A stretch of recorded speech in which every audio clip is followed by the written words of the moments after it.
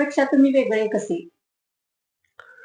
मी वेगळा एवढ्या करताच आहे की मी 15 वर्ष ग्रामपंचायतमध्ये, 10 वर्ष सदस्य म्हणून, 5 वर्ष लोकनियुक्त सरपंच म्हणून काम केलंय. स्थानिक स्वराज्य संस्थेत काम करत असताना अभ्यासपूर्ण काम करणारं माझं व्यक्तिमत्व आहे. निश्चित मला सांगायला आवडेल की मला शासनाच्या ग्राम विकासाच्या सगळ्या योजना माहित आहेत. कुठल्या योजनेत कुठलं काम घेता येतं हे माहित आहे आणि ते कसं मंजूर करायचं हेही माहित आहे. मी छाती वाट ठेवून सांगतोय की अभिमानानं सांगतोय की वडणग्यामध्ये मी 5 वर्षाच्या काळामध्ये 19 कोटीची कामं मंजूर करून आणली आणि करून घेतली. वडणग्याला 2.5 कोटीची ग्रामपंचायतची इमारत बांधली. वडणग्याला पेयजल योजनेतनं विस्तारित पाणी विभाग योजनेसाठी 3.5 कोटी रुपये आणले. ब वर्ग तीर्थक्षेत्र दर्जा मिळून 5 कोटी रुपये मिळवले. 15 वित्ताच्या वेगवेगळ्या कामांसाठी मी जवळजवळ 5 कोटी रुपये खर्च केले.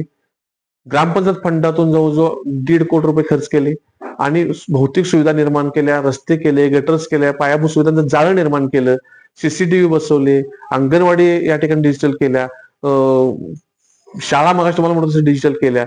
ह्या सगळ्या गोष्टी आम्ही केल्या. दुर्दैवानं आमच्या काळामध्ये 2 वर्ष कोरोना होता, 2 वर्ष महापूर मोठा आला होता, त्यामुळे वसूल नव्हता. अशाही परिस्थितीमध्ये आम्ही ग्राफो फंडात काटकसरीने काम करून 1.5 कोटीची कामं केलेली आहेत आणि मग 30-54, 50-54 नागरिक सुविधा, जनसुविधा, तांडा वस्ती किंवा तुमचं सुवर्ण जयंती योजना, दलित वस्ती योजना, या सगळ्या योजनेतून जवळजवळ 3 कोटी असे मी एक साधारणपणे 19 कोटीची विकास कामं केलेली आहेत आणि छातीवर ठेवून सांगतोय की ही योजना यांची हेडी समोरच्या लोकांना कदाचित माहित नसावी,